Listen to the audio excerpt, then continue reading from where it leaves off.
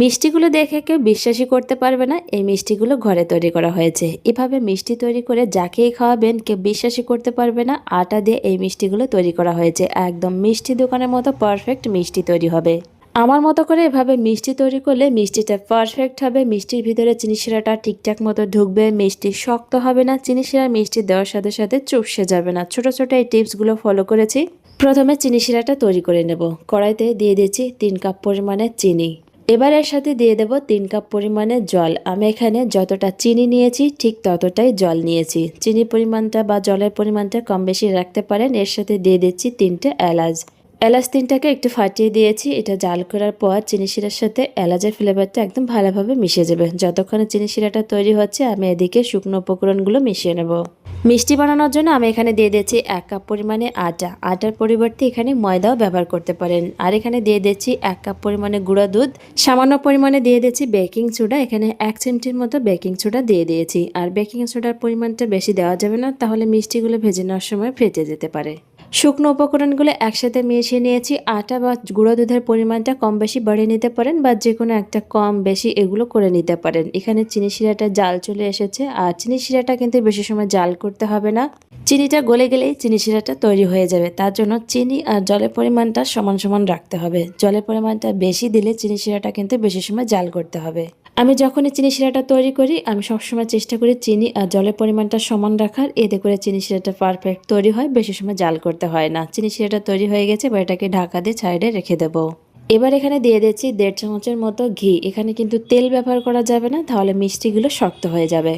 অবশ্যই এখানে ঘি ব্যবহার করতে হবে, যেহেতু আমি এখানে আটা আর গুঁড়ো দুধ দিয়ে মিষ্টিগুলো তৈরি করছি। যদি ময়দা আর গুঁড়ো দুধ দিয়ে মিষ্টিগুলো তৈরি করেন সেক্ষেত্রে তেল ব্যবহার করতে পারেন, তবে আমি বলবো তেল ব্যবহার না করাটাই ভালো।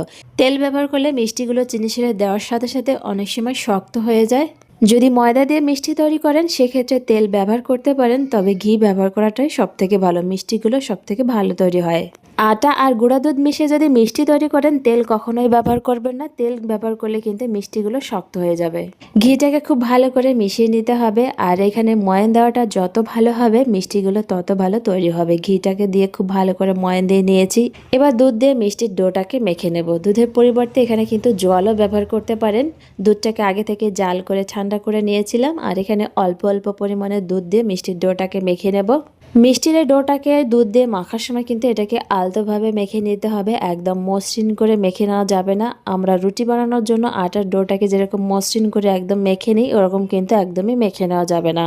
একদম আটা মাখার মতো মসৃণ করে মিষ্টির ডোটা মেখে নিয়ে মিষ্টিগুলো তৈরি করে চিনি শিরার ভিতরে দিলে চিনি শিরাটা মিষ্টির ভিতরে একদম ঠিকঠাক মতো ঢুকবে না।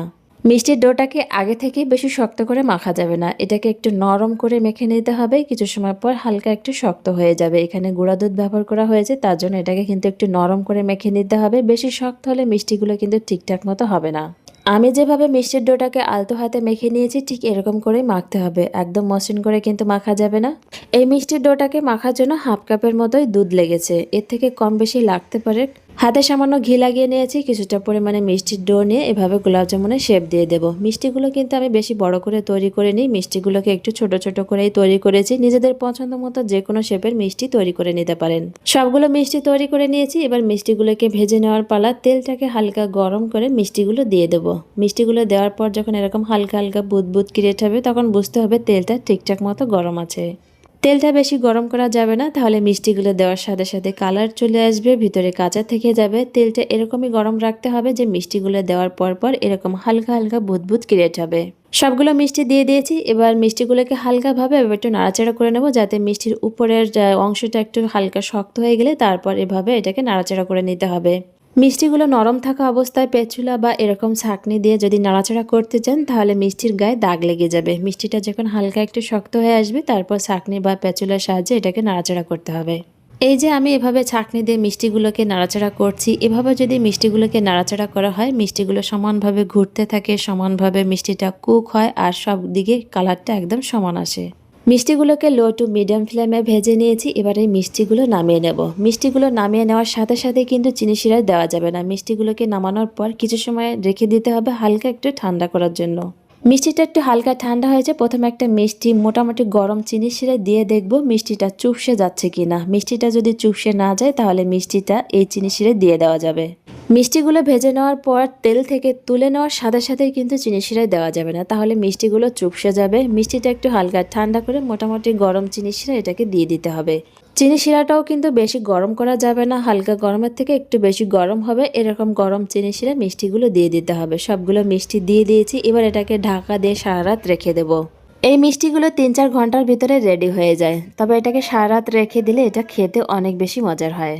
সারা রাত মিষ্টিগুলো ডেকে রেখে দিয়েছিলাম। এবার একটা মিষ্টি তুলে দেখাচ্ছি কতটা নরম তুলতুলে হয়েছে, দেখেই মনে হচ্ছে একদম মিষ্টি দোকানের পারফেক্ট গোলাপ জামুন মিষ্টি। এবার একটা মিষ্টি আমি হাত দিয়ে ভেঙে দেখাচ্ছি মিষ্টিটা কতটা পারফেক্ট হয়েছে, কতটা নরম তুলতুল হয়েছে, ভিতরে কোনো রকম শক্ত নেই, চিনি শিরাটা একদম ঠিকঠাক মতো মিষ্টির ভিতরে ঢুকেছে। এই ছোট ছোট টিপসগুলো ফলো করে যদি মিষ্টি তৈরি করেন আপনি একদম পারফেক্ট মিষ্টি ঘরে তৈরি করে নিতে পারবেন। কোনো রকম ফেল হবে না, শক্ত হবে না, একদম পারফেক্ট নরম তুলতুলে হবে। এবার একটা মিষ্টি কেটে দেখাচ্ছি কতটা পারফেক্ট হয়েছে, দেখেই মনে হচ্ছে এই মিষ্টিগুলো মিষ্টির দোকান থেকেই আনা হয়েছে, ঘরে তৈরি করা হয়নি। যাকে খাওয়াবেন কেউ বিশ্বাসই করতে পারবে না এই মিষ্টিগুলো ঘরে তৈরি করা হয়েছে। রেসিপিটি ভালো লাগলে লাইক, কমেন্ট, শেয়ার করে দেবেন। অবশ্যই বাড়িতে একবার ট্রাই করবেন, ট্রাই করে জানাবেন কেমন হলো।